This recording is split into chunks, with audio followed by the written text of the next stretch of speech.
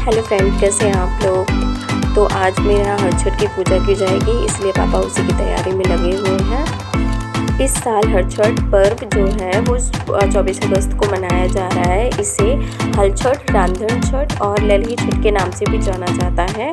तो यहाँ आप मेरी इस वीडियो में हर छठ व्रत की एक कथा सुनेंगे। यहाँ पर मेरे घर में ही पूजा कर रहे हैं, सब लोग आए हैं और यहाँ पूजा की तैयारी हो गई है। बस अब पूजा स्टार्ट ही कर रहे हैं सभी लोग। मेरी मम्मी जी, सासू यानी मेरी सासू माँ और मामी जी और मेरी देवरानी, जेठानी और मैं भी। मतलब मैंने व्रत नहीं रखा बट मैंने कहा कि मैं भी पूजा में शामिल हो गई। तो हर छठ यानी ललही छठ व्रत कथा के अनुसार प्राचीन काल में एक ग्वालिन रहती थी। उसको जल्दी बच्चा होने वाला था। एक तरफ वह प्रसव संबंधी परेशानियों से व्याकुल थी, तो वहीं दूसरी तरफ उसका मन गोरस यानी दूध दही बेचने में लगा हुआ था। उसने सोचा कि यदि उसे प्रसव हो गया तो उसका गोरस यूं ही पड़ा रह जाएगा। यही सोचकर उसने दूध दही के घड़े को अपने सिर पर रखा और उसे बेचने के लिए निकल पड़ी। लेकिन कुछ ही दूर पहुंचने पर उसे प्रसव पीड़ा शुरू हुई। उसके बाद वह एक झरबेरी की ओट में चली गई और वहां उसने एक बच्चे को जन्म दिया।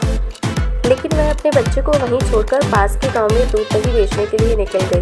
उस दिन हल षष्ठी थी। गाय भैंस के मिश्रित दूध को ग्वालिन ने केवल भैंस का दूध बताकर गांव वालों को बेच दिया। जिस झरबेरी के नीचे ग्वालिन ने अपने बच्चे को छोड़ा था, उसी के पास के खेत में एक किसान हल जोत रहा था। अचानक किसान के बैल भड़क उठे, जिससे हल का फल बच्चे शरीर में घुस गया, जिससे बच्चे की मृत्यु हो गई।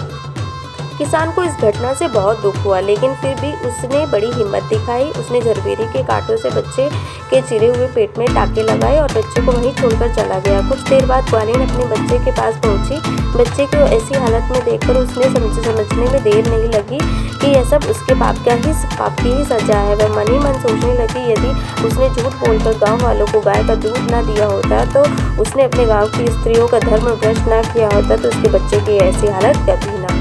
तो कथा यहीं ख़त्म होती है और काफ़ी सबने पूजा कर लिया है। मैंने भी पूजा कर ही लिया है और मैंने भी कामना मांग ली है। भगवान मेरी कामना को पूरी जल्दी